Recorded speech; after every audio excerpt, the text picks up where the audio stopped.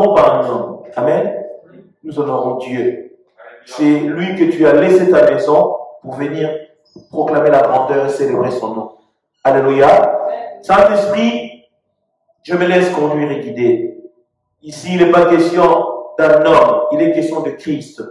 La Bible dit, lorsque tu viendras, tu ne parleras pas de toi-même, de ta personne, parce que tu es une personne, Saint-Esprit, mais tu parleras de la personne de Christ.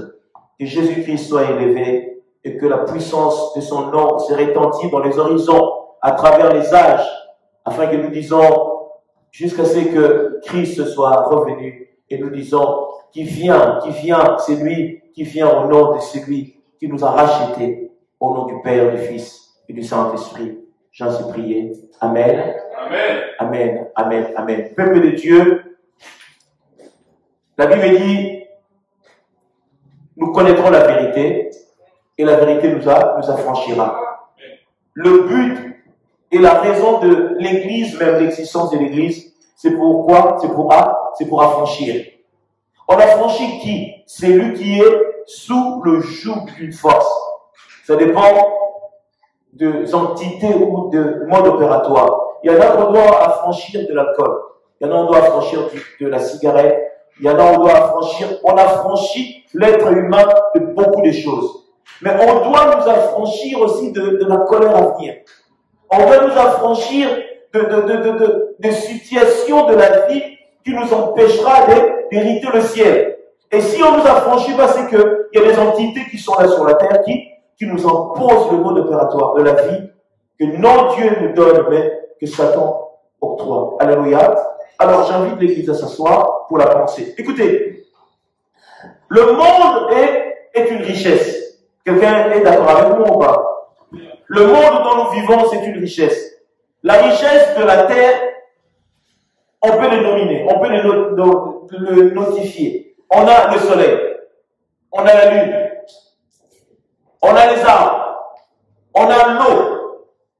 Tout ça, ce sont des richesses de la terre. Et nous-mêmes, nous sommes le prémisse que Dieu a créé pour donner à l'homme tout ça. Dieu a donné des richesses de la terre pour nous. Au-delà de tout, au commencement, la Bible dit, c'était la parole. La parole était avec Dieu. Dieu lui-même est la parole. Et la parole que Dieu nous a donnée, il est venu lui-même se révéler à nous en forme de cette parole-là, qui est la parole qui est donnée, pour donner un sens à notre vie, à notre existence. Alléluia.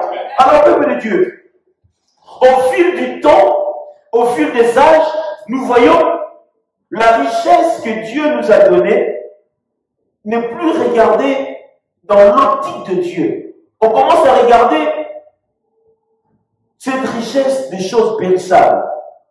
Vous y êtes ou pas? Écoutez, Dieu nous a enrichis. Il nous a donné des richesses que nous avons besoin. Écoutez, sans les arbres, on ne peut pas respirer. Sans les arbres, il n'y a pas de respiration. Vous y êtes avec moi? Il nous donne et nous lui donnons. L'oxygène, ainsi de suite. Dieu a tout fait avec tellement, oui, merci, avec la perfection absolue. Le soleil est utile même pour notre santé. Ça, ce sont des richesses naturelles que Dieu a données à chacun de nous. Sans l'eau là que nous buvons, c'est avec ça que nous nettoyons. Avec l'eau que nous préparons la nourriture, avec l'eau est une richesse inestimable. Qu'est-ce que je vais dire? Je vais arriver. Et il y a des richesses qui sont bénéfiques et il y a des richesses qui sont incertaines. Et le diable, qu'est-ce qu'il a fait? Il a pris des richesses incertaines, il a mis ça au devant de nous. C'est devenu des richesses glorieuses ou glorieux. Des richesses incertaines. Ce qui est périssable, ce qui n'ont pas d'intérêt. Le diable a mis ça en pole position, en premier lieu. On commence à regarder ces choses-là comme si c'est ça qui est vraiment bénéfique pour nous. Peuple de Dieu, tu peux tout avoir. S'il n'y a pas l'eau, ça ne sert à rien. Quelqu'un il se retrouve dans le désert, une pensée. Dans le désert, il n'y a pas l'or, il n'y a pas le diamant. On n'a plus besoin de quoi? D'eau. En ce moment-là, tu peux donner à quelqu'un 100 milliards pour l'eau, pour un bouchon. Tu vois l'eau là, on prend un bouchon d'eau, tu dis, écoute, je te donne 100 milliards, donne-moi le bouchon, j'ai envie d'étancher ma soif. Est-ce que vous comprenez ou pas? Donc cela revient à dire quoi? Qu'il y a des richesses périssables, il y a des richesses incertaines, et il y a des richesses qui sont glorieuses ou glorieuses. Écoutez, ce qui est glorieux, on n'a pas les yeux sur ça. On a les yeux sur ce qui est périssable. Ça devient très dangereux. Pourquoi nous en sommes dans cette optique? Parce que le diable l'a voulu ainsi. Le diable a dit, écoutez, ça c'est bien, mais ça c'est plus important. Pourquoi j'ai dit ça? Est-ce que vous savez qu'un homme peut vendre son âme pour l'argent? L'âme qui est, écoutez, prenez-moi tout, mais laissez-moi mon âme. Mais il y en a un homme qui peut vendre son âme. Il dit, écoute, Satan, je te donne mon âme, donne-moi l'argent maintenant. Richesse incertaine. Est-ce que vous y êtes ou pas? C'est pour ça que la Bible dit, n'enviez pas les autres. N'enviez personne. Si ce n'est pourquoi, pour des raisons, mais n'enviez personne. Pourquoi? Si tu commences à envier les hommes, tu commenceras à croire que ton Dieu ne bénit pas, que ton Dieu ne donne pas. Très dangereux. Écoutez, vous savez, certains qui sont dans le bas, tu vu, qui sont en train de montrer des choses, mais ils sont dans des richesses incertaines. Autrement dit, des richesses périssables. Mais la vraie richesse dans ce monde, c'est quoi? C'est celui qui a Jésus dans sa vie. Avoir Jésus, c'est la richesse véritable. Pourquoi? C'est une richesse qui ira jusqu'à l'éternité. C'est une richesse que nous garderons jusqu'à l'éternité. Tu peux avoir tout. Si tu n'as pas Jésus, ça ne sert à rien. Moi, tu m'impressionnes que lorsque je vois, tu t'assis avec Jésus, tu manges avec le Seigneur, tu marches avec lui. Là, je suis impressionné. Là, je suis impressionné. Vous savez combien de rois et de riches meurent sans Dieu? Est-ce que vous savez? D'après vous, ils sont où?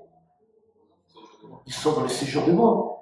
Ils sont automatiquement. Écoute, c'est lui qui meurt sans Dieu. Écoutez, tu meurs sans Dieu, tu n'as pas la place quelque part. Si ce n'est que dans le lieu de tourment.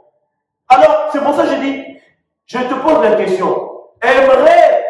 J'aimerais ou je voudrais les richesses périssables ou les richesses qui ont la gloire et la gloire à venir et la gloire éternelle. C'est ça la problématique. Écoutez, je prendrai une pensée. Ce sont des textes que nous avons déjà eu l'habitude de prendre et de lire, mais je veux que nous puissions le lire pour comprendre. Parce que la Bible dit, Christ lui-même était répétitif. Le Seigneur pouvait te répéter la même chose au moins 10 fois. Pourquoi? Parce qu'il savait que l'homme était Amen, amen, amen. Il répétait, c'était des messages qui revenaient tout le temps. Il leur dit même, d'ailleurs, vous-même, vous ne comprenez d'ailleurs pas. Mais ce problème, c'est parce qu'il y a ceci, il y a cela.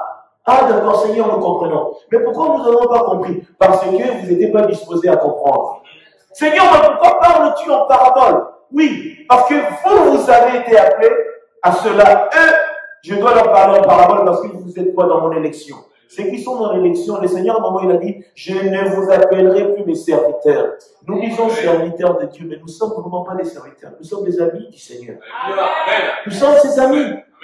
Il a dit lui-même, il a dit, lorsque un temps est arrivé, le Seigneur a dit, un ami révèle des choses cachées à son ami. Si tu as un ami véritable, je parle pas des amis de la vie quotidienne, où demain, tu lui parles de ta vie, de ton couple et tout. Demain, le DRH est au courant, le directeur général, les collègues, tout le monde est... Oh, c'est vrai ça, mais je m'étais confié à toi. Il fallait pas. La Bible dit, confiez-vous à l'Éternel. C'est lui le meilleur confident. Un homme peut changer demain et il t'apportera rien. Le meilleur ami, c'est pour cela la sœur a dit, mon meilleur ami. Mais cependant, dans le meilleur ami, une parenthèse. Je ne vais pas rentrer dans les détails. Ok, voilà. Écoutez, frères et sœurs, Dieu veut que nous ayons ses amis. Nous devenons son confident. Et lui devient notre confident. Il peut te confier. Est-ce que tu sais que celle-là et ça. Il te confie. Est-ce que sais-tu que dans ceci, mais tu es son confident. Le Seigneur se confie à qui? À nous. Il nous révèle des choses parce qu'il a fait acte de nous recevoir comme ses enfants et il nous confie des choses cachées que nous ne connaissons pas. En accord avec Jérémie chapitre 33, le verset 3. Est-ce que nous y sommes? Alors, peuple de Dieu, dis à tes gens bien prise, comment? Est-ce que nous pourrions lire la parole? Écoutez, c'est une belle histoire. Nous connaissons cette histoire. Il y a eu un riche et un pauvre. Nous y sommes. Luc chapitre 19. Luc chapitre 16 plutôt, à partir du verset 19. La Bible dit, il y avait un homme. Quand la Bible notifie un homme riche, c'est que cet homme était vraiment riche. Hein? Mais maintenant, il était dans une richesse, comment? Moi, je dirais une richesse incertaine. Une richesse incertaine. Ah, je suis riche. Ah, moi, oui, une richesse incertaine quand même. C'est lui qui a la richesse glorieuse. Il est riche. Dieu n'interdit pas d'être riche. Dieu n'interdit pas d'être riche. Mais être riche avec Jésus. Si tu n'es pas riche, si tu es riche sans Jésus, tu es dans une richesse incertaine. Parce que demain, ah, Seigneur Jésus, comment dire? Amen, il y a la parole. Il y avait un homme riche qui était vêtu de pourpre et de fin lin et qui chaque jour menait une joyeuse et brillante vie. Un pauvre, nommé Lazare, était couché à sa porte, couvert d'ulcères, et désireux de se rassasier des miettes qui tombaient de la table du riche. Et même les chiens venaient encore lécher ses ulcères. Le pauvre mourut, et il fut porté par les anges dans le sein d'Abraham. Le riche mourut aussi, et il fut enseveli. Dans le séjour des morts, il leva les yeux, et, tandis qu'il était en proie au tourment, il vit de loin Abraham et Lazare dans son sein. Il s'écria, « Père Abraham, aie pitié de moi, et envoie Lazare pour qu'il trempe le bout de son doigt dans l'eau et me rafraîchisse la langue, car je souffre cruellement dans cette flamme. » Abraham répondit, « Mon enfant, souviens-toi que tu as reçu tes biens pendant ta vie, et que Lazare a eu les maux pendant la sienne. Maintenant, il est ici, consolé, et toi, tu souffres. D'ailleurs, il y a entre nous et vous un grand abîme, afin que ceux qui voudraient passer d'ici vers vous, ou de là vers nous, ne puissent le faire. » Le riche dit, « Je te prie donc, Père Abraham, d'envoyer Lazare dans la maison de mon père, car j'ai 5 frères. C'est pour qu'il leur atteste ces choses, afin qu'ils ne viennent pas aussi dans ce lieu de tourment. » Abraham répondit, « Ils ont Moïse et les prophètes, qu'ils les écoutent. » Alléluia. Amen. Alléluia. Amen. J'invite l'église à s'asseoir. Alléluia. J'acclame la parole de Dieu. Écoutez, la pensée est tellement riche. La Bible dit qu'il y avait un homme riche vêtu de pourpre. Lorsqu'on voit les vêtements en satin, pourpre, en lin, fin lin, ce sont l'image de quelqu'un qui a une richesse. Et cet homme vivait une vie joyeuse, une vie remplie de beaucoup de biens. Mais la Bible a notifié qu'il y avait un certain Lazare qui avait de l'ulcère. Donc ça veut dire que Lazare, c'était un homme qui avait une vie de souffrance, de maladie, de complications de part et d'autre. Écoutez, Dieu n'est pas contre la pauvreté. Les riches et les pauvres, Dieu a établi qu'il doit y avoir des riches, il y aura des pauvres. Mais cependant, l'optique de pauvre, le regard sur le pauvre doit être noble.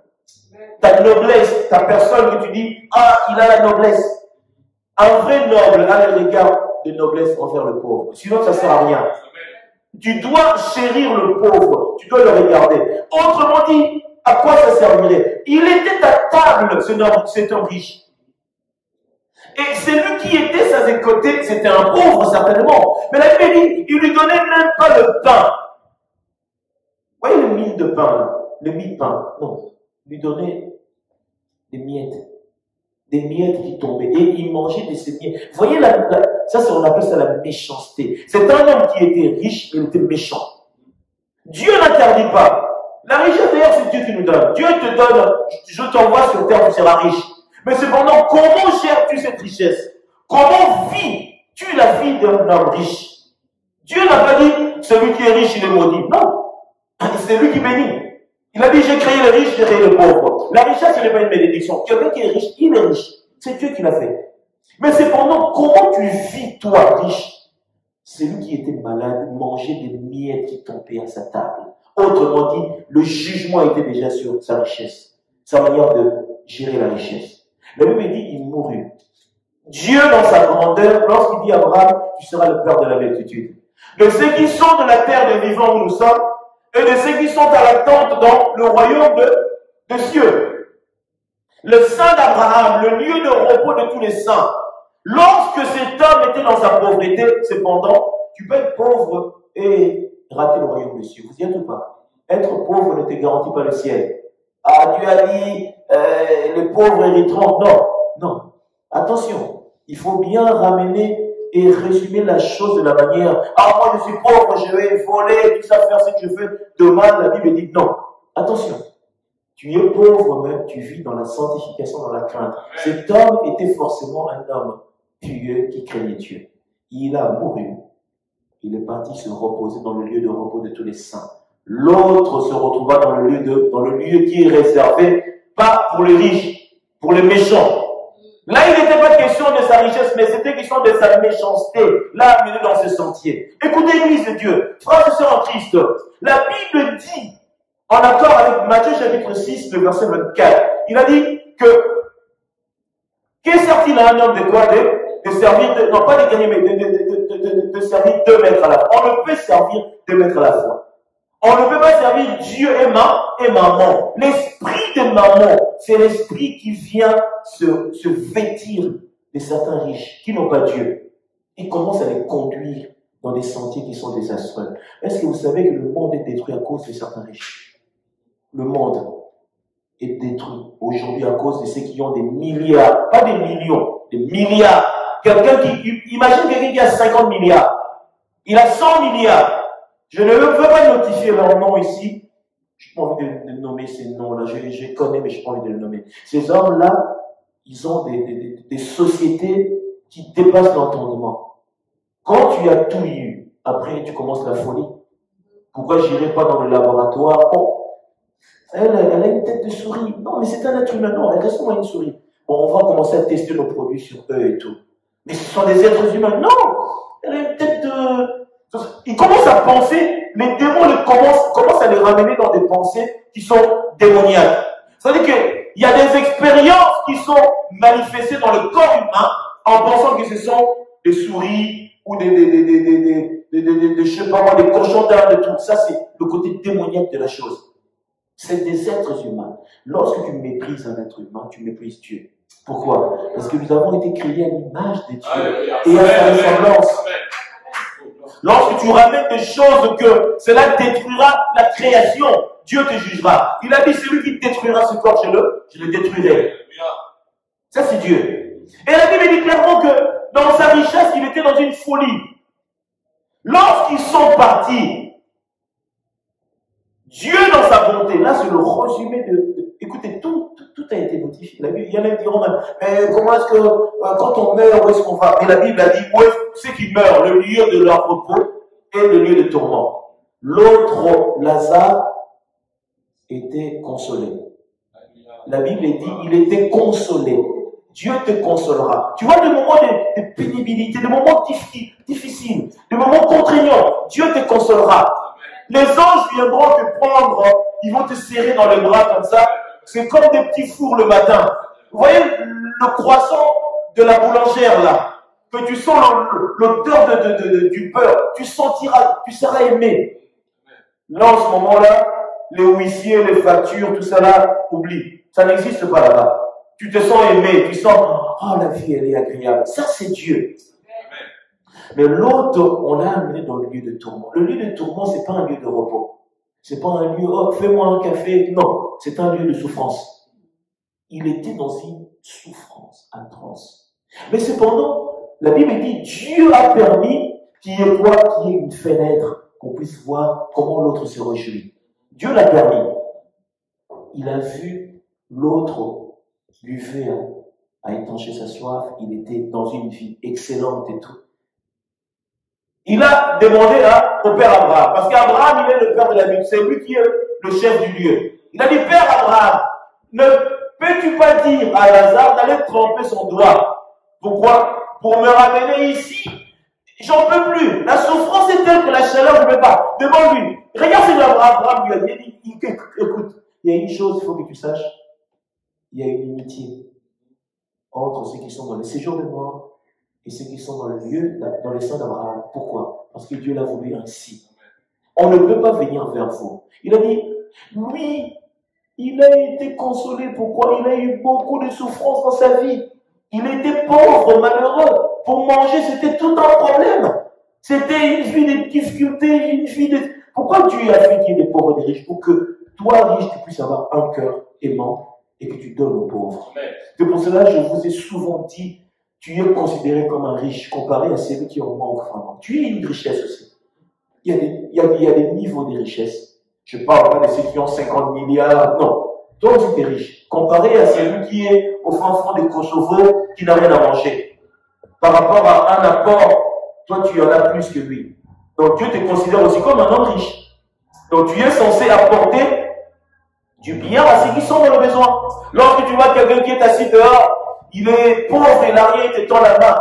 On dit c'est le supérieur qui bénit le frère. C'est-à-dire qu'en ce moment-là, toi, dans ta richesse, tu es vu comme un homme qui a la possibilité de donner. Je ne parle pas seulement de celui qui est riche à outrance, mais toi aussi tu es riche. Parce que lui, il a 0 euros. Il tend la main pour avoir une baguette, un bout de pain. Si tu ne le fais pas, mais tu rentres dans cette thématique. Est-ce que vous y êtes ou pas? Attention. Ah non, mais moi, comme je n'ai pas 50 millions, c'est pour les riches. Non. Dans l'optique, Dieu voit celui qui a la possibilité de donner. S'il ne donne pas, il rentre dans les jugements. Parce que tu es vu riche plutôt par rapport à celui qui en manque. Alléluia. Écoutez, il a dit, il doit être consolé. La consolation est selon le modèle de Dieu. Regarde la personne qui est là-bas il dit, Père Abraham, moi je suis dans ces lieux, je souffre atrocement, mais je voudrais que tu puisses envoyer quelqu'un dire à mes frères de ce peuple de Dieu. Allez dire à nos frères de se repentir. Vous savez que celui qui est dans le séjour de mort pense à la vie de l'autre. Il sait que tôt ou tard, il viendra dans ces lieux. Il est dans l'inquiétude que, mais ma mère, mais si elle meurt, mon père, il va se retrouver dans ce lieu. Il faut que quelqu'un leur dise qu'ils se repentissent pour ne pas subir ce que j'ai subi. Là, l'amour de famille, la pensée de la famille, de nos frères et sœurs, gagne nos cœurs pour leur dire de se repentir. J'ai vu une chose sur cette terre. Je suis dans Psaume 95, le verset 8. La Bible dit, n'endurcissez pas votre cœur. Mais ici, dans notre temps, dans notre ère, le cœur de l'homme est endurci. L'homme est devenu méchant. Il est devenu vraiment la méchanceté que le Seigneur a dit. Dieu n'a pas menti. Le Seigneur a dit, il arrivera un temps où la méchanceté gagnera le cœur. Nous y sommes. L'homme est devenu méchant. Il a plus envie de vendre ton âme pour que lui, il en bénéficie de quelque chose. Il a plus envie de te voir triste que lui, il puisse être heureux. La méchanceté de l'homme. Et le temps que nous sommes arrivés, la Bible dit, nous arrivons dans un temps où celui qui lit doit faire attention. Lis comment? Fais la lecture du monde. Lis la lecture du monde. Fais attention. Le monde doit nous enseigner que nous sommes dans un temps très dangereux. Écoutez, Église.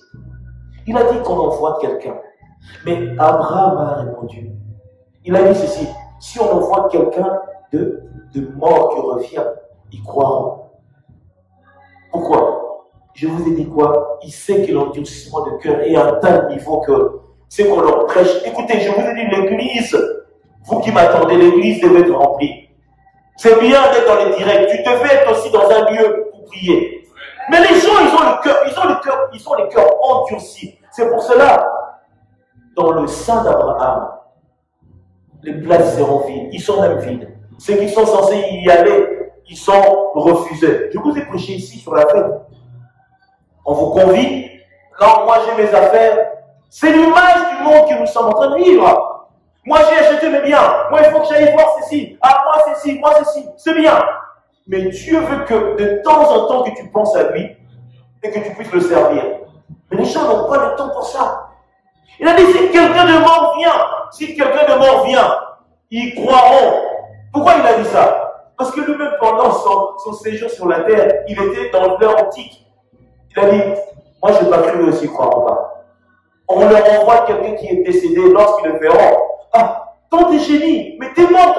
Je viens vous prêcher que Dieu a dit, répentez-vous. Sinon vous allez, regarde, moi je brûle tout. Là ils croiront. Un magicien a donné un message un jour. Je ne sais pas pourquoi Dieu l'a permis.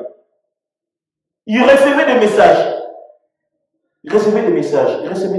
Ça c'est une histoire. Il recevait des messages de la part de son père. Il donnait en rêve. Dieu avait permis. Donc son père, le père était mort. Il a légué sa magie à son fils. On lui donnait des rêves, il n'écoutait pas. Comme là, je vous parle, mais lui, là, il a reçu la personne en vision comme ça. Il a vu comme ça. Il est venu lui dire, toi, je t'ai dit d'arrêter, regarde comment je brûle. Arrête ça. Arrête tout ce que je t'ai laissé. Arrête. Pourquoi? Dieu a sa compassion, sa grâce, sa miséricorde, selon le type de personnes qu'il veut faire. Il lui a dit, je te donne des messages.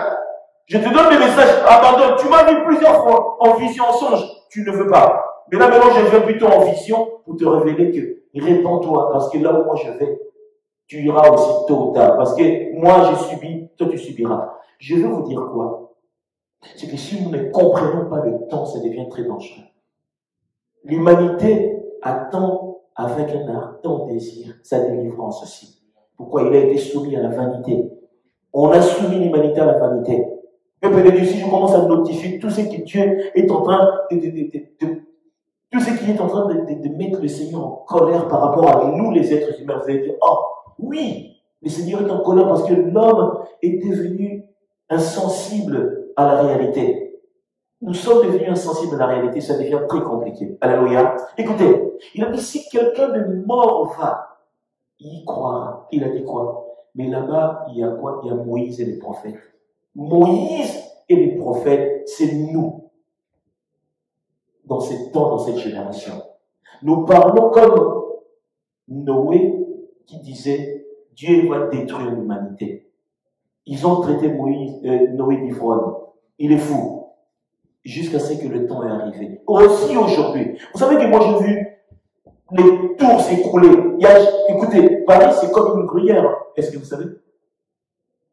Paris c'est comme une gruyère. Et j'ai vu un tremblement de terre. J'ai vu un tremblement de terre à Paris, j'ai vu ça. Il y en a qui disent que, oh, ça m'amène, la manière dont c'est conçu. Erreur. Tu es en train de faire une erreur. Ça va arriver. Je ne sais pas quand, mais Dieu permettra que ça arrive. Écoutez, nous rentrons dans ces cycles, dans un temps où celui qui fait attention, qui fasse attention. Celui qui ne veut pas faire attention, ça devient compliqué pour lui. Est-ce que vous y êtes ou pas? Le riche a un esprit qu'on appelle l'esprit des marrons. Lorsque tu ne prends pas de Dieu en accord avec Proverbe 10, 22, la bénédiction de l'Éternel qui enrichit, si le diable qui te donne, tu deviens insensible parce que tu pensais que les démons te font, comment tu peux donner des sécurités? Non, tu ne peux pas. Tu subis beaucoup. Parce que le diable humilie l'homme que Dieu a créé. Il humilie. Pourquoi? Pour l'argent. Non seulement tu lui as vendu sur son âme, ton âme, mais tu dois peut-être pas dormir la nuit. Tu dois aller chercher des petits enfants là, tout ça là, pour avoir des rapports intimes avec. Le diable humilie l'homme qui est censé gouverner, il est quoi? Il est humilié. À cause de quoi? À cause de la gloire. Nous envions certains, mais ils n'envient personne. Ils ont une vie triste. Ils sont malheureux. Il y en a, on leur oblige, il faut que tu ailles avoir des rapports intimes avec des filles vierges et tout. Et s'il ne le fait pas, il risquerait de mourir. Mais comment le diable a détruit l'humanité? C'est pour cela que la Bible dit, celui qui lit, fasse attention. Peuple de Dieu, ma richesse, c'est le Saint-Esprit. Le Saint-Esprit, c'est une grande richesse. C'est la plus grande richesse. Dans l'humanité, là, en ce moment, il n'y a pas plus riche que le Saint-Esprit. Écoutez, toi, tu viendras avec tes biens matériels. Mais moi, je te parlerai de celui qui donne le matériel et les choses de l'esprit. Qui est plus grand? Hein? Qui est plus grand? Pas des choses de l'esprit périssables, des choses de l'esprit qui iront jusqu'à l'éternité. Ça, c'est le Saint-Esprit. C'est lui qui, même si tu n'as rien, il te donne la paix. Il te console dans la tristesse. Il te donne une joie. Mais c'est la meilleure des richesses qui est au monde. Personne ne me dira le contraire. Alléluia. Alors, je prends Luc chapitre 12. Please, come on. Luc chapitre 12. Est-ce que nous sommes? Bien que Jean-Pierre Tamon. Merci. Luc chapitre 12, à partir de 13. La pensée du riche. Je lis la parole. Merci. À partir de 13. Quelqu'un dit à Jésus, du milieu de la foule, Maître, dis à mon frère de partager avec moi notre héritage. Jésus lui répondit, ô homme, qui m'a établi pour être votre juge, ou pour faire vos partages. Puis il leur dit, gardez-vous avec soin de toute avarice, car la vie d'un homme ne dépend pas de ses biens. Comment? La vie d'un homme ne dépend pas de ses biens. Christ a dit, on l'a dit, Seigneur, il y a un partage équitable ici. Lui, il veut prendre 40 mois, et lui veut prendre 60 mois, 40, mais il faut qu'il y ait égalité. Viens être quoi? Viens être centre. Pourquoi? Pour nous aider à avoir. Il a dit, qui m'a éteint? Le Seigneur dit, c'est pas ma mission. Ce n'est pas ma mission. Ma mission, ce n'est pas venir, parce que ce qui y était, c'était des choses de la terre. C'était des richesses incertaines. Il a dit, moi, j'ai pas besoin de ça. Ma mission, ce n'est pas, vous allez partager vos biens. Je ne suis pas venu pour le bien de la terre. Je suis venu pour le bien céleste. Si c'était Seigneur, il y a un démon qui m'empêche de te servir. Regarde depuis déjà un moment. Elle dit, ce démon, allez, laisse. Il faut que la mission continue. Toi, tu viens lui dire, Seigneur, on va partager notre butin, mais voilà. Mais non, c'est pas sa mission. Est-ce que vous êtes? Ah, Jesus. Dire comment? La vie d'un homme ne dépend pas de ses biens, fut-il dans l'abondance. Et il leur dit cette parabole. Les terres d'un homme riche avaient beaucoup rapporté. Oh, amen. Et il raisonnait en lui-même, disant, que ferai-je? Car je n'ai pas de place pour serrer ma récolte. Yes. Voici, dit-il, ce que je ferai. J'abattrai mes greniers, j'en bâtirai des plus grands. J'y amasserai toute ma récolte et tous mes biens. Et je dirai à mon âme, tu as beaucoup de biens en réserve pour plusieurs années. Repose-toi, mange, bois et réjouis-toi. Mais Dieu lui dit, insensé, cette nuit même ton âme te sera redemandée. Et ce que tu as préparé, pour qui cela sera-t-il? Et il en est ainsi de celui qui amasse des trésors pour lui-même et qui n'est pas riche pour Dieu. Alléluia. Est-ce que vous avez... C'est clair. Hein? Tu amasses des trésors pour Dieu, tu n'es pas riche. Oh, moi je suis riche. Ah, nous regardons dans le magazine. Ah, l'autre il est milliardaire. Il est... Pour Dieu, tu n'es personne.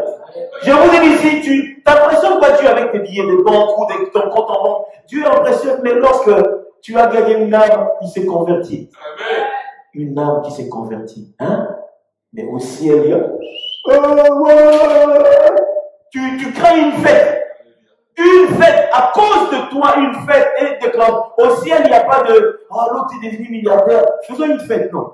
Il y a une fête au ciel lorsque quelqu'un s'est converti. C'est l'un des miracles le plus puissant. C'est plus que tous les miracles. La conversion d'un homme. Un homme que Satan avait gagné, vous le ramenez dans la vie. Là, ça devient intéressant. Et la Bible dit quoi? Cet homme avait résolu la vie. Je vais abattre, je vais agrandir mes biens. C'est-à-dire quoi? Je vais avoir encore plus de actionnaires. Là, dans notre ère, je vais encore en plus de sociétés. Je vais en posséder encore, La Bible dit, mais il ne sait pas que son âme lui sera redemandée. Et lorsque ton âme te redemande, tes enfants feront quoi? Ils vont délapider ta richesse. Ils ne sauront même pas comment tu as fait.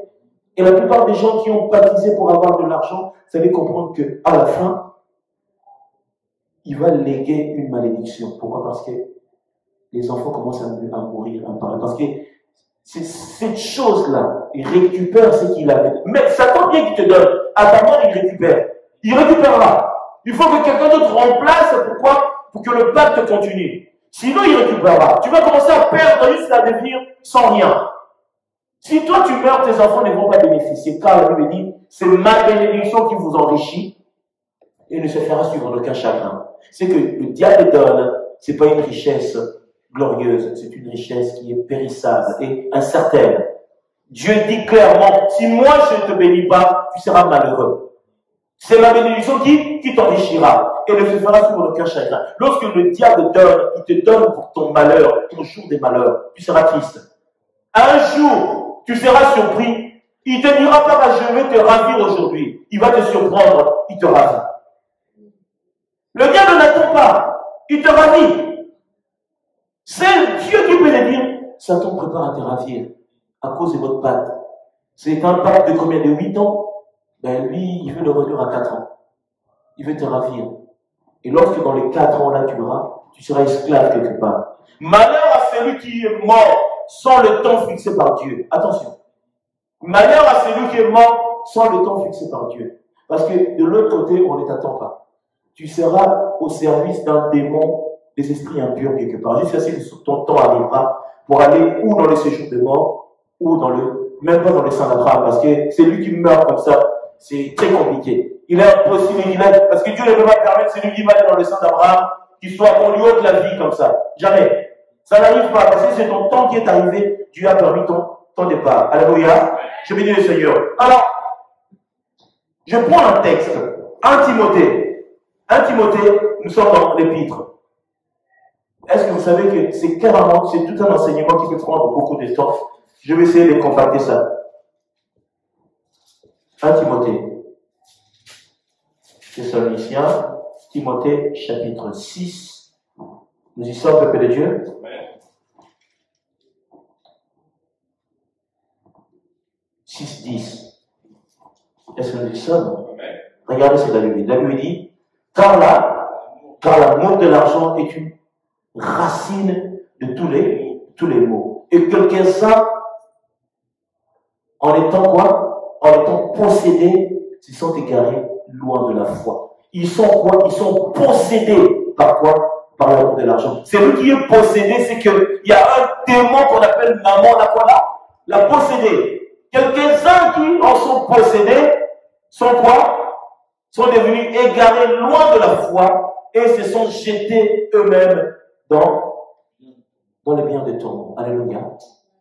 Là, nous sommes avec quoi? Avec le riche. Est-ce que vous y êtes ou pas? Il est lui-même dans le lieu de tourment. Pourquoi? Parce qu'il a été saisi par des richesses incertaines. Peuple de Dieu. L'amour de l'argent. Peuple de Dieu, vous allez voir l'église aujourd'hui, on est ivre de l'argent. Ivre. On a des thématiques, des pensées. Pourquoi? Pour avoir l'argent. On fait un séminaire. Le séminaire, c'est que pour l'argent. Dès qu'on fait quelques 2-3 petites choses et tout ça là, allez, à la fin, allez, il faut que vous donnez, il faut que vous donnez. C'est pour cela que beaucoup s'écartent de la vision et de l'amour de Dieu à cause de ce que l'évangile n'a pas été amené de la manière la plus noble qui soit. Mais Seigneur n'attend pas que nous puissions être de ceux qui présentent le royaume des cieux avec des intérêts périssables.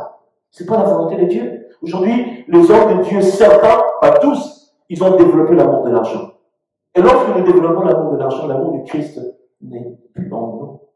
Et nous vendons les miracles, nous vendons les prodiges, nous vendons les guérisons, même la prophétie. Je veux prophétiser, mais envoie d'abord l'argent. Surtout ceux qui sont en Afrique, ce sont des spécialistes. Envoie l'argent. Je veux prier pour toi, envoie l'argent. Mais vous êtes maudits. Je t'ai maudit quand tu t'es maudit toi-même. Dieu n'a jamais dit ça. Est-ce que je dis faux? Mais c'est dans la Bible. C'est dans la Bible. Prenons la part, parce que tout est question de parole. Matthieu chapitre 10. La mission apostolique des apôtres. Qu'est-ce que la Bible dit? Parce que si nous parlons pour parler. Le Seigneur ne veut pas, parce que à cause de cela, l'Église aujourd'hui est regardée avec dédain. L'Église est aujourd'hui regardée avec Alléluia. Matthieu chapitre 10. Est-ce que nous y sommes, peuple de Dieu? Je commence à partir de 7. La mission, il a dit quoi? Allez prêcher et dit. Le royaume de Dieu est proche. Ça, c'est une quoi? C'est une recommandation. Il a dit, guérissez les malades et ressuscitez les morts. Purifiez les lépreux, chassez les démons. Vous avez reçu gratuitement. Et faites comment? Gratuitement. Amen. Il a dit comment? Regardez là où maintenant l'homme de Dieu devient, il a l'amour de l'argent. En accord avec 1 Timothée chapitre 6. Et puis écoutez, il a dit ceci, suivez bien. Il a dit, prenez ni or, ni argent, ni monnaie dans vos ceintures, ni sac pour le voyage, ni deux tuniques, ni souliers, ni bâton, car l'ouvrier mérite sa nourriture. Mais il mérite sa nourriture où? Auprès de ceux dont tu servirais. Dieu lui-même touchera le cœur de la personne. Est-ce que vous avez certains chantres, soi-disant, ils font des concerts, ils font payer ça. Mais t'es maudit. concert d'un tel, entrée 20 euros, 10 euros. Et ça ne va pas. Ça ne va pas. Écoutez, chacun recevra de quoi?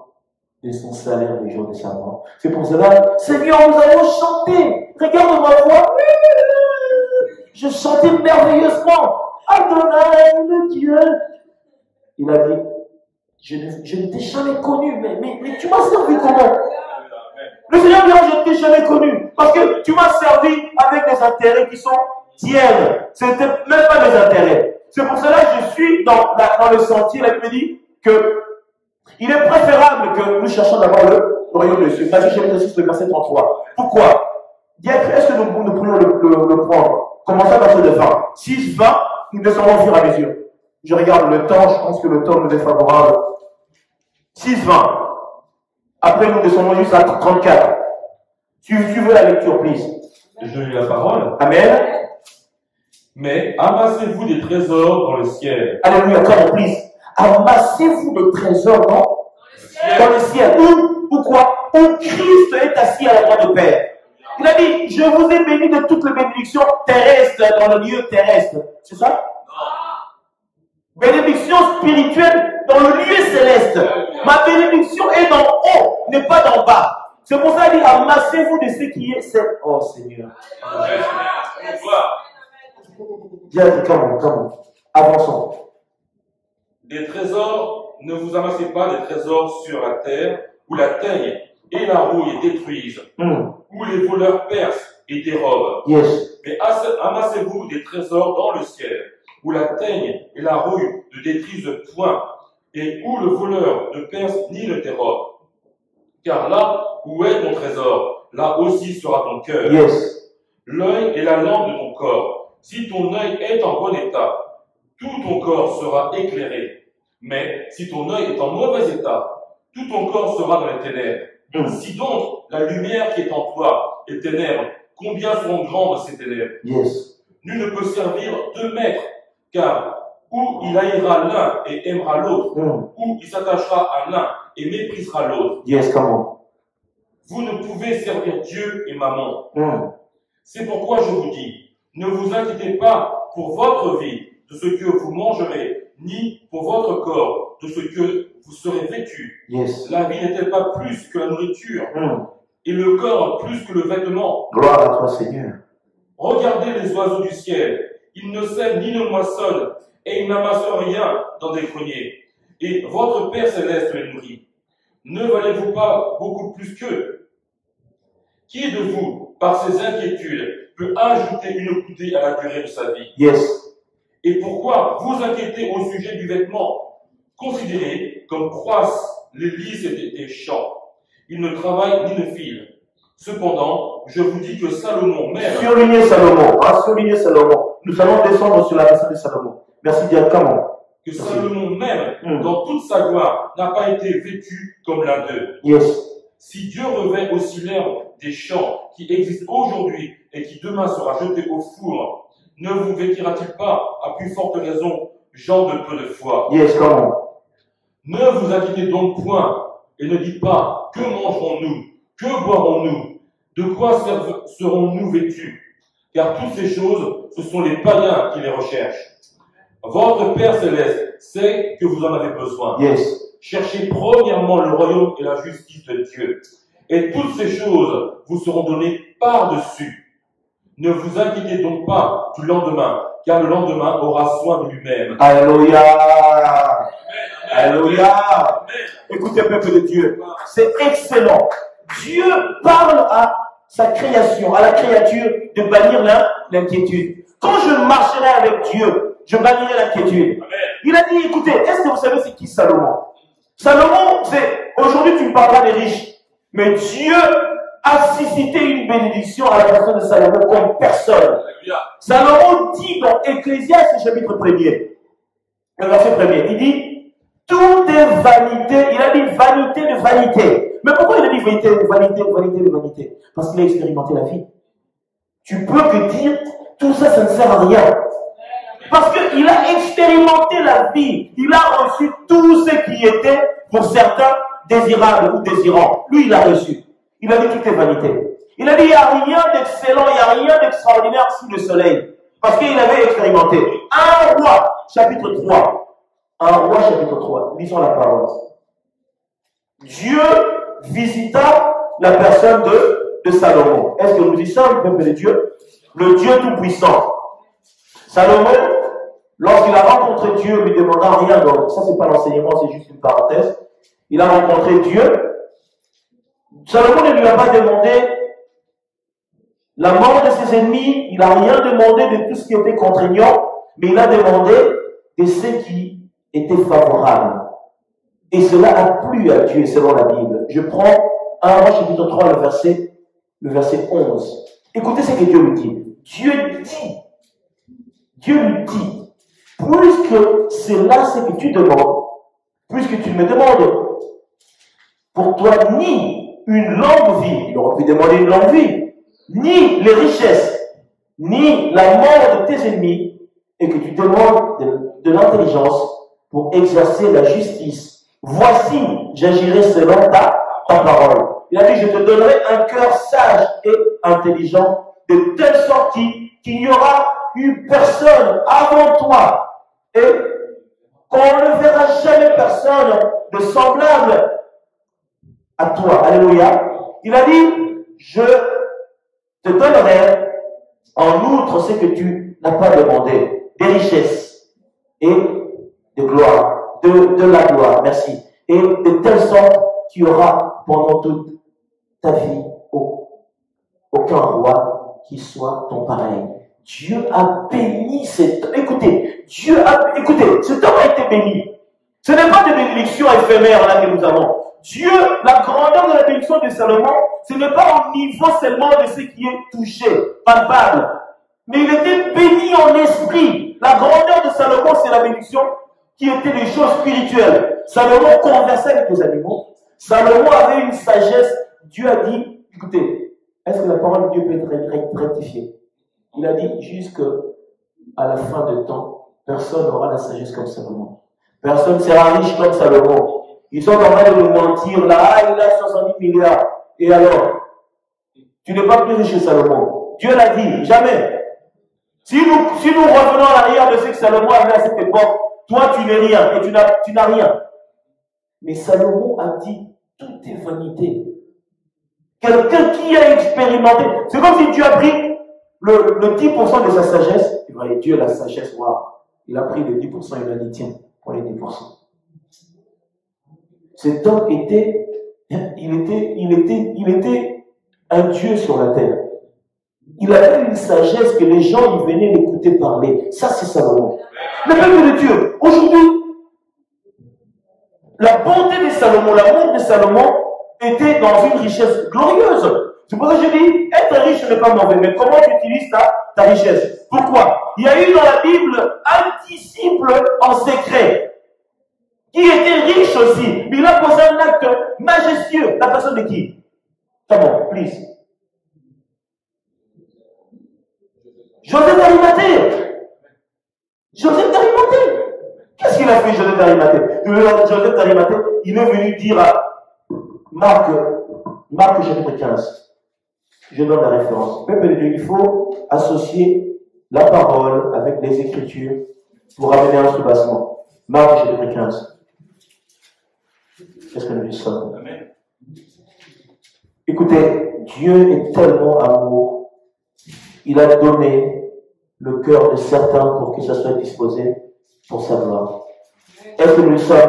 À partir de 42. Marc chapitre 15, 42. Le soir étant venu, je vais faire vite. Comme c'était là, la préparation, c'est-à-dire la veille du sabbat, arriva Joseph d'Arimathée, conseiller des distinctions, qui lui-même attendait aussi le royaume de Dieu. Lui, écoutez, il était riche lui-même, il attendait le royaume. Aujourd'hui, toi, tu es riche, tu es là, tu es en train de décrocher. Il y a une nouvelle Rolls qui est sortie. La Rolls, là, oui, tu as été dans les soucis éphémères. Le royaume de Dieu banni. Tu n'as pas le temps pour ça. Toi, tu veux t'enrichir. Toutes les femmes de la terre sont à toi. Je veux une rousse, je veux une blonde, je veux une châtaigne, je veux une blague, je veux une métisse. Toutes les femmes, c'est pour toi, parce que tu es riche. Mais tu es maudit. T'es maudit. Lui, la Bible dit lui-même, Joseph d'Arimathée, attendait le royaume des cieux. Voilà un riche. Il attendait lui-même le royaume des cieux. Oh Seigneur. Oh Seigneur, gloire à toi. Il osa se rendre vers Pilate. Écoutez, pour oser, Pilate, c'est l'équivalent il faut dire c'est Macron. On arrive chez Macron, oh Macron et tout. Déjà pour rentrer, on va demander qui es-tu déjà. Oh, je travaille à l'usine à Compiègne. Non, au revoir.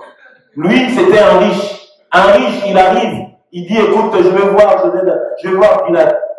Il savait déjà que c'était un homme qui a une certaine renommée. Monsieur, allez-y. Il a réclamé le corps du Seigneur. Il a réclamé le corps du Seigneur. C'est lui qui a enseveli le Seigneur. On l'appelle le disciple en secret. Il n'a pas été notifié parmi les disciples. Il était celui qui, je crois qu'il était un donateur, qui soutenait l'église en secret. Il était riche. Est-ce qu'il y a-t-il des disciples en secret dans notre ère, dans notre temps? Il a enseveli le corps du Seigneur. Ça, c'est des riches. On dit, il est, oh, please, oh Seigneur, je vais avancer. Permettez-moi. Diable Jean-Pierre, préparez. Oh Seigneur, gloire à toi. Marc chapitre 10. Je pense que nous l'avons lu. Je pense. Non, Marc chapitre 10. Marc 10.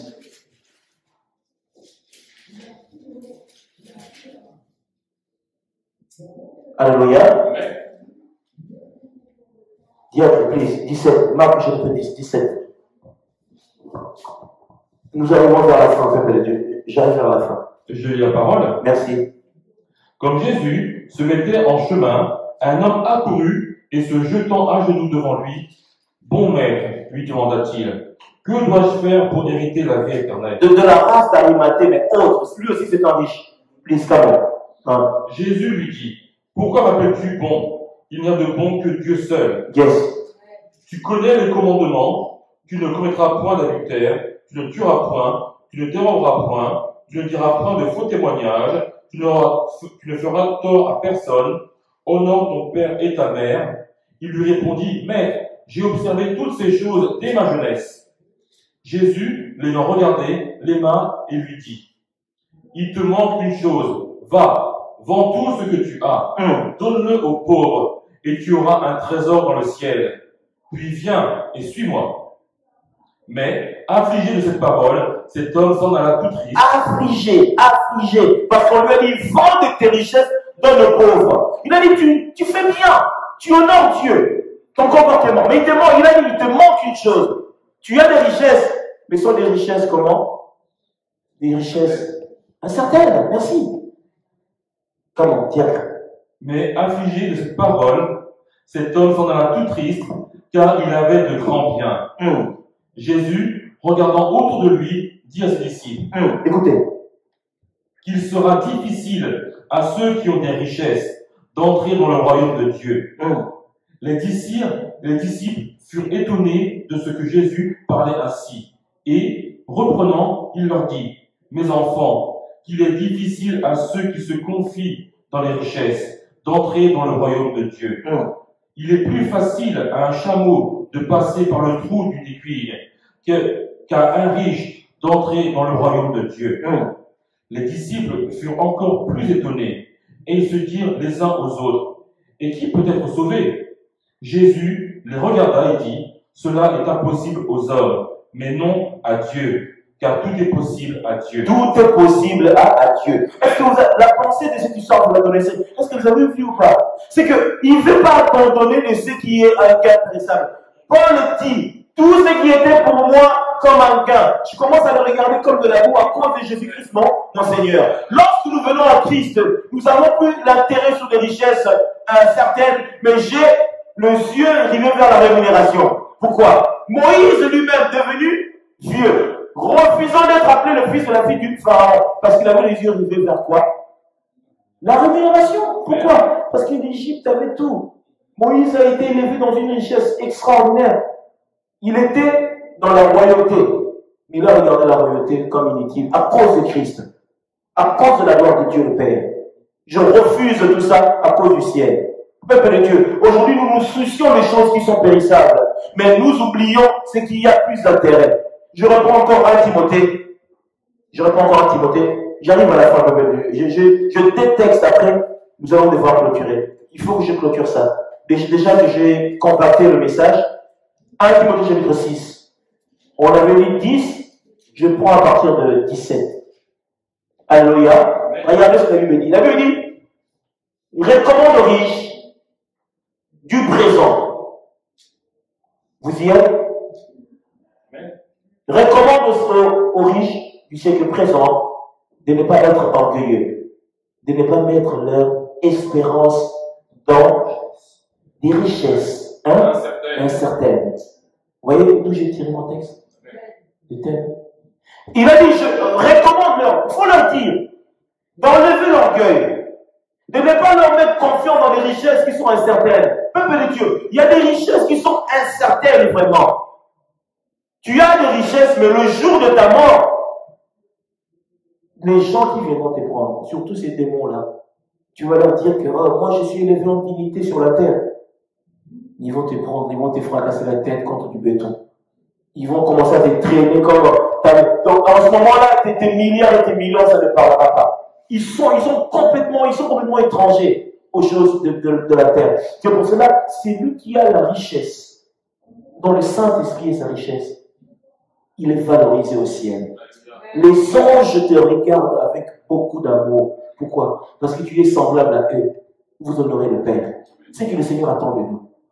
Le diable a donné l'intelligence de beaucoup sur la terre. Pourquoi? Pour que nous puissions regarder Dieu comme celui qui ne donne pas, qui ne bénit pas. Moi je vais te bénir, ça tarde. Mais Dieu dit, même si cela tarde, attends là. La prophétie dit qu'elle s'accomplira certainement. Attends, ça viendra. Dieu, au moment fixé par lui, bénira, il faut qu'il accomplisse. Écoutez, l'enlèvement ne se fera pas, c'est ce que tu as dit pour certains d'entre nous, mais c'est quand Dieu le fera. Il va le faire. Il le fera, même pour un court instant, il le fera. Après, il nous enlèvera, nous partirons. Est-ce que nous y sommes ou pas? Je bénis le Seigneur. Tiens toujours bien prise. Nous arriverons, 2 textes favorables, après nous prenons l'église de Laodicée. Nous sommes dans l'église de Laodicée. Apocalypse chapitre 3. Pardonnez-moi, je vais vite vraiment parce que j'ai envie de terminer le texte. Apocalypse chapitre 3. Église de Laodicée. Commençons à partir de 14. Amen. Écrit à l'ange de l'église de Laodicée. Laodicée, c'est l'église de notre ère. Ils avaient écrit dans ce dire que nous arrivons. Donc, Laodicée, il faut dire ce qui est. C'est la dernière église, en fait. C'est notre temps, en fait. C'est notre temps. L'église de Laodicée, c'est nous. Nous. Alléluia. Je bénis le Seigneur. Comment? Je lis la parole. Écrit à l'ange de l'église de Laodicée, voici ce que dit l'Amen, le témoin fidèle et véritable, le commencement de la création de Dieu. Je connais tes œuvres. Je sais que tu n'es ni froid ni bouillant. Puisses-tu être froid ou bouillant? Ainsi, parce que tu es tiède et que tu n'es ni froid ni bouillant, je te vomirai de ma bouche. Parce que tu dis, je suis riche. Je suis enrichi. Je n'ai besoin de rien. Et parce que tu ne sais pas que tu es malheureux, misérable, pauvre, aveugle et nu, je te conseille d'ajouter de moi de l'or éprouvé par le feu. Oh, comment? Afin que tu deviennes riche. Yes. Que tes vêtements blancs, afin que tu sois vêtu et que la honte de ta nudité ne paraisse pas. Et un collier pour oindre tes yeux. Yes, comment? Que tu vois. Moi, je reprends et je châtie tous ceux que j'aime. Aie donc du zèle et répands-toi. Répands-toi, amen. Voici, je me tiens à la porte et je frappe. C'est ce que le Seigneur fait. Il a dit, je me tiens à la porte, je frappe. Christ frappe en ce moment dans le cœur de quelqu'un. Il est en train de frapper. Il a dit, si quelqu'un entend ma voix et ouvre sa porte, les portes sont fermées, Seigneur. Le porte de ton peuple est fermé. Il t'empêche de rentrer pour recevoir le salut. Oh mon Dieu. Il a dit, j'entrerai chez lui. Et je souperai avec lui. Et lui avec moi. C'est lui qui vaincra. Je le ferai asseoir avec moi sur mon trône, comme moi j'ai vaincu et je me suis assis avec mon Père sur le trône. Que celui qui a des oreilles entende ce que l'Esprit dit aux églises. Alléluia. Réveille-toi. Le monde ne te trompe pas, tu vas te retrouver en enfer. Le monde ne te trompe pas, tu vas te retrouver en enfer. Le Seigneur veut que tu sois sauvé. Libère ton âme de l'enfer.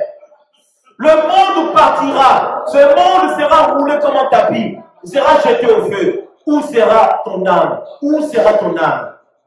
Les richesses de ce monde passeront. Passeront. Oh Père, que Dieu soit loué, que le Seigneur soit glorifié. Dieu de Abraham, Dieu d'Isaac, Dieu de Jacob, papa.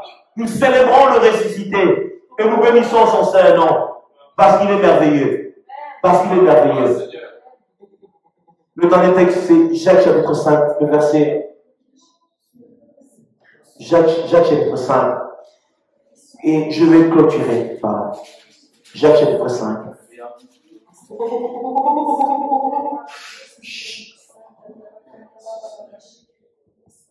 À vous maintenant riches, pleurez, gémissez, à cause de malheurs qui viendront sur vous.